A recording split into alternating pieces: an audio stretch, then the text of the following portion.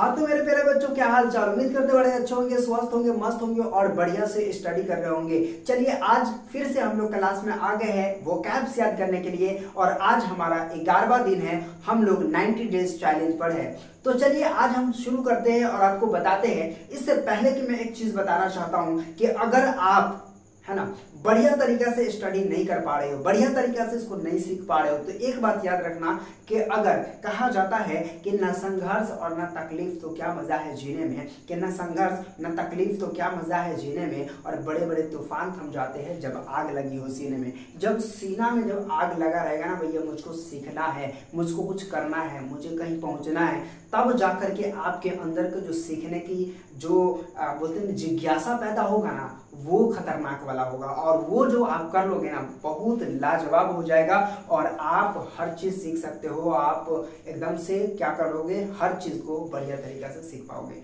लेकिन अगर ये आग नहीं जल रहा है ना आपके अंदर, आपको अंदर बेचैनी नहीं हो रहा ना कि मैं सर सीखूं, बढ़िया तरीका से सीखूं, तो आप नहीं कर पाओगे। चलिए मैं 90 डेज के चैलेंज पर हूं और आपको सिखा रहा हूं, आपके कॉन्फिडेंस को बिल्ड कर रहा हूं।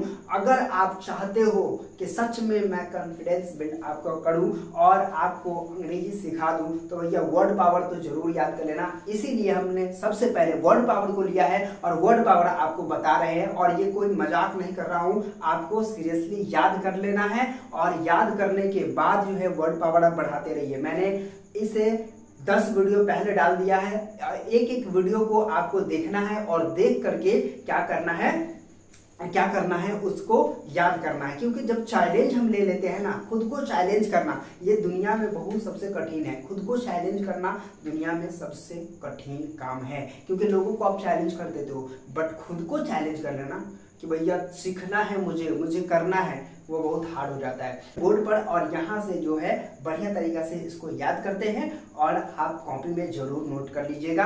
और अगर आप चैनल पे नए हो तो चैनल को सब्सक्राइब कर देना, बेल वाले आइकन को प्रेस कर देना, और वीडियो को नहीं देखा है तो एक बार जरूर देख लेना। चलिए फिर से शुरू करते हैं और आपको बताते हैं। देखिए यहाँ पे मैंने लिखा है और यहाँ पे जो है फिर से हम वर्ब याद करेंगे। आज हमने वर्ब के बारे में बताया है कि वर्ब से काम का पता चलता है और यहाँ पे कैसे पहचानेंगे कि सर ये वर्ब है या क्या है। तो यहाँ पे जिसमें ना की मात्रा रहे, है ना, यहाँ पे देख रहे हैं, यहाँ लिखा है खोजना, है ना, यहाँ पे देखिए बोलना, यहाँ पे रुकना, यहाँ पे देना, यहाँ पे है ना निगरानी करना, इस तरह का है। तो आइए बात करते हैं। देखिए इसको क्या पढ़ेंगे, अगर आपको नहीं पढ़ने आ रहा है तो मैं पढ़ के बता रहा हूँ, आपको उसी तरह से सुनना है और पढ़ना है, ठीक है। देखिए SEARCH इसको कहते हैं सर्च। क्या पढ़िएगा, यहाँ पे मैं लिख दिया हूँ, हिंदी में लिख दिया हूँ ताकि आप आसानी से पढ़ सको। अगर ये पढ़ने में आपको दिक्कत है सर ये पढ़िए, ठीक है। सर्च इसको क्या बोलेंगे, सर्च। सर्च का मतलब क्या होता है, खोजना होता है, ठीक है। उसके बाद यहाँ पे देखिएगा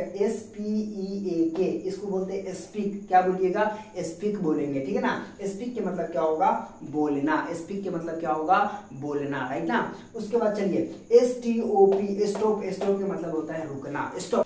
REPLY इसको कहते हैं रिप्लाई। इसको क्या बोलते हैं, रिप्लाई। रिप्लाई का मतलब होता है उत्तर देना। जब हम कुछ बोले और आप जो है रिप्लाई देते हो, है ना, तो उसी को कहते हैं, ठीक है, रिप्लाई देना, ठीक है।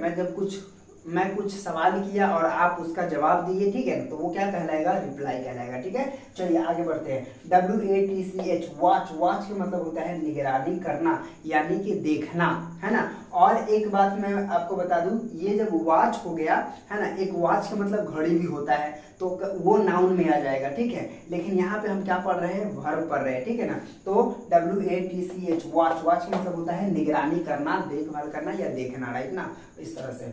अब देखिए LAUGH इसको क्या पढ़ेंगे, लाफ पढ़ेंगे, ठीक है ना। बहुत सारे बच्चों को ये पढ़ने में बहुत दिक्कत होता है, इसको लाफ पढ़ेंगे। लाफ के मतलब होता है हंसना। लाफ का मतलब क्या होता है, हंसना, है ना।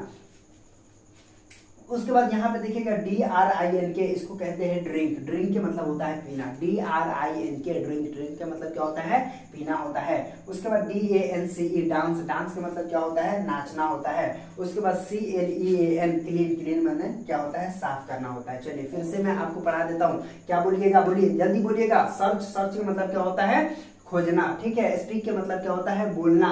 स्टॉप के मतलब होता है रुकना, है ना। रिप्लाई के मतलब होता है उत्तर देना। वॉच के मतलब होता है निगरानी करना। लाफ के मतलब होता है हंसना। और ड्रिंक के मतलब होता है पीना। डांस का मतलब होता है नाचना। और क्लीन का मतलब होता है क्या होता है, साफ करना होता है। तो इस तरह से बड़े ही इजी तरीके से आपको लिख लेना है, ठीक है, डायरी में लिख लेना है। और कम से कम 50 बार तो आपको जरूर पढ़ लेना चाहिए, बोल लेना चाहिए, ताकि जो है आप क्या कर सको, इसको याद कर सको। और उसके बाद नहीं समझ में आता है तो आप आईने के सामने में खड़े हो जाओगे और कैसे बोलोगे, देखो यहाँ पे मैं आपको बताता हूँ। आईने के सामने में सिर्फ खड़ा होना है, उसके बाद बोलना है सर्च, ठीक है, SEARCH search, SEARCH search. Speak SPEAK speak माने बोलना, SPEAK स्पीक माने बोलना, राइट ना। इस तरह से आईने के सामने में खड़े हो जाओ। या फिर आईना नहीं है तो भैया मोबाइल तो है आपके पास, मोबाइल की कैमरा चालू करो और कैमरे के सामने में बोलना शुरू करो, ठीक है। क्या बोलना शुरू करिए और जहां जहां आप गलती कर रहे हो उसको कवर करिए। और उसके बाद देखिए कि हम कहां कहां गलती कर रहे हैं, किस तरह से हम बोल रहे हैं। तो इस तरह से आपको क्या करना है, पढ़ना है, ठीक है। Search, speak, stop, reply, watch, laugh, drink, dance and clean, ठीक है। तो उम्मीद करता हूं कि आप समझ गए होंगे। चलिए फिर मिलते हैं आपसे एक नए वीडियो में, तब तक के लिए